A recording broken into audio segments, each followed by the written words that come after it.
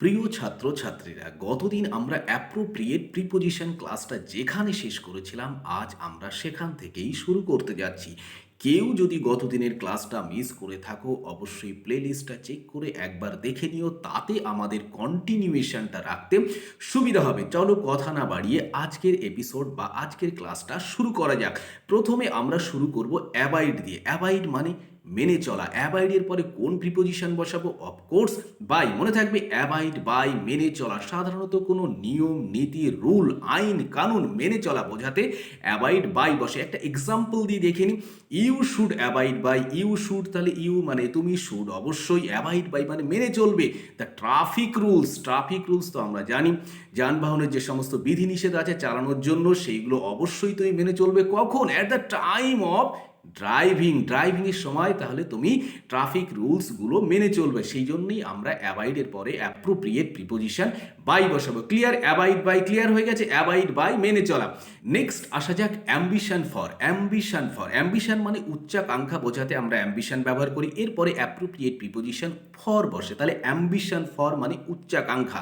ভালো করে দেখো, অ্যাম্বিশন ফর মানে উচ্চাকাঙ্ক্ষা। যখন আমাদের উচ্চাকাঙ্ক্ষা বোঝাবে তখন আমরা অ্যাম্বিশনের পর ফর বসাবো। একটা এক্সাম্পল দিয়ে আমরা দেখিনি। ইউ শুড হ্যাভ তোমার থাকবে, অবশ্যই থাকবে কি? অ্যাম্বিশন ফর, উচ্চাকাঙ্ক্ষা থাকবে কি বিষয়ে? ধরে নিই আমরা অ্যাচিভিং গুড মার্কস। অ্যাচিভ করার জন্য গুড মার্কস। কখন? কোথায়? ইন দ্য এক্সামিনেশনে গুড মার্ক অ্যাচিভ করার জন্য তোমার অ্যাম্বিশন ফর থাকবে। অ্যাম্বিশন ফর থাকবে। ক্লিয়ার? অ্যাম্বিশন ফর হয়ে গেল। এইবার আরেকটা দেখো, অ্যাম্বিসিয়াস অফ। অ্যাম্বিসিয়াসের পরে অফ বসে, অ্যাম্বিশনের পরে ফর বসে। অ্যাম্বিসিয়াস অফ, যখন আমরা উচ্চাকাঙ্ক্ষী হব অর্থাৎ অ্যাম্বিসিয়াস কথাটা লিখব, তখন আমরা অফ ব্যবহার করব, আর অ্যাম্বিশন থাকলে ফর ব্যবহার করব। মনে থাকবে? ক্লিয়ার দুটো? Ambition for, ambitious of. একটা এক্সাম্পল দিয়ে আমরা ব্যাপারটাকে ক্লিয়ার করে নিই। Sumit is ambitious of. যদি আমরা এরকম বলি সুমিত একটা ছেলে, ইজ অ্যাম্বিসিয়াস অফ, তাহলে উচ্চাকাঙ্ক্ষী হয়ে যাবে অ্যাম্বিসিয়াস অফ স্কলারশিপ বিষয়ে সে অ্যাম্বিসিয়াস অফ অর্থাৎ উচ্চাকাঙ্ক্ষী। ক্লিয়ার হলো? তাহলে অ্যাম্বিশন ফর কখন বসাবো আর অ্যাম্বিসিয়াস অফ কখন বসাবো। ক্লিয়ার? দুটো ক্লিয়ার হয়েছে নিশ্চয়ই। এবার নেক্সট আসি অ্যাড টু। অ্যাড মানে কি? অ্যাড মানে আমরা যোগ করা বোঝাতে অ্যাড ব্যবহার করি, তাই তো? অ্যাড টু, যোগ করা, কোনো কিছু বাড়িয়ে তুলতে, যোগ করতে, বাড়তি করতে, গ্রেটার করতে, লার্জার করতে, তখন আমরা অ্যাড টু কথাটা ব্যবহার করি। মানে দেখো, that means something larger, better, greater এইসব বোঝাতে। আবার যদি ব্যাডও হয়ে যায় অর্থাৎ খারাপ ওর্স হয়ে যায়, সেক্ষেত্রেও কিন্তু আমরা অ্যাড টু ব্যবহার করতে পারি। অর্থাৎ অধিকতর খারাপ হয়ে গেল, আরও খারাপ হয়ে গেল, সেটার জন্য আমরা অ্যাড টু ব্যবহার করতে পারি। কিন্তু একটা এক্সাম্পল দিয়ে দেখে নিই। যদি এরকম হয়, দ্য ব্যাড ওয়েদার মানে তো আমরা জানি বাজে আবহাওয়া।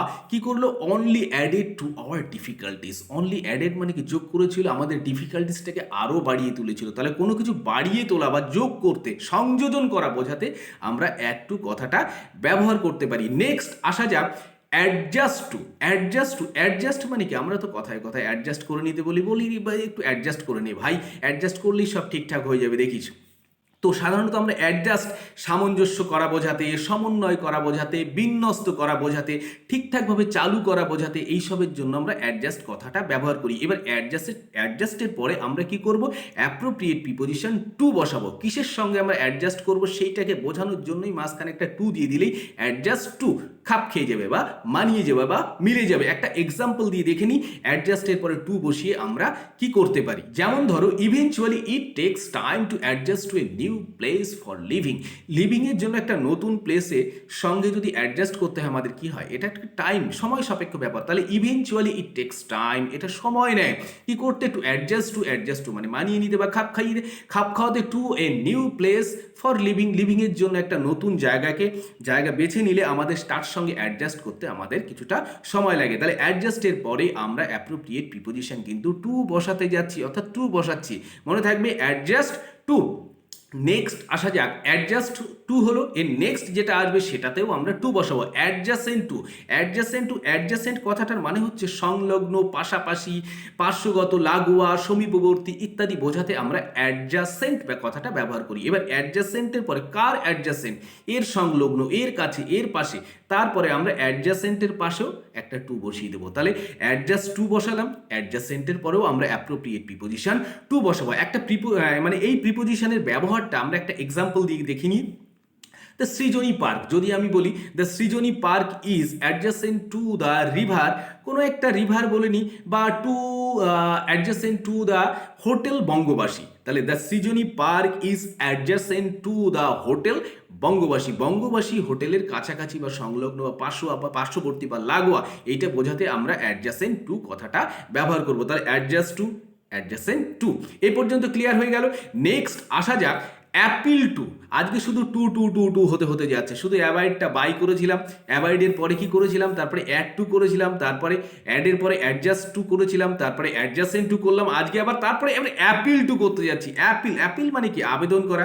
অ্যাপিলে দেখো আমরা অনেকভাবে ব্যবহার করতে পারি। অ্যাপিলের সাধারণত মানেগুলো যেমন হয় আহ্বান, কাকুতি, স্বনির্বন্ধ অনুরোধ, আবেদন করা, হৃদয় স্পর্শকারী কোনো কিছু বোঝাতে, বা পুনর্বিবেচনার জন্য আমরা যখন অ্যাপিল করি হাইকোর্টে, তার থেকে আপার কোর্টে, সুপ্রিম কোর্টে যাই, তখন সেখানে আমাদের কি হয়, অ্যাপিল হয় কথাটা, তাই তো, অ্যাপিল করেছে, এইটা বোঝাতে আমরা অ্যাপিল কথাটা ব্যবহার করি। অ্যাপিলের পরে অ্যাপ্রোপ্রিয়েট প্রিপোজিশন কিন্তু আমরা টু বসাবো, এটা মনে রেখো। তাহলে অ্যাপিল টু আজকে সব টু চলছে, ওই অ্যাবাইড বাইয়ের পর থেকে সব কিন্তু টু চলছে, অর্থাৎ অ্যাপিল টু। এবার একটা এক্সাম্পল দিয়ে যদি আমরা এটা বুঝে নিই তাহলে আমাদের আরও ক্লিয়ার হবে। চলো, the latest version of this book should appeal two a large number of readers.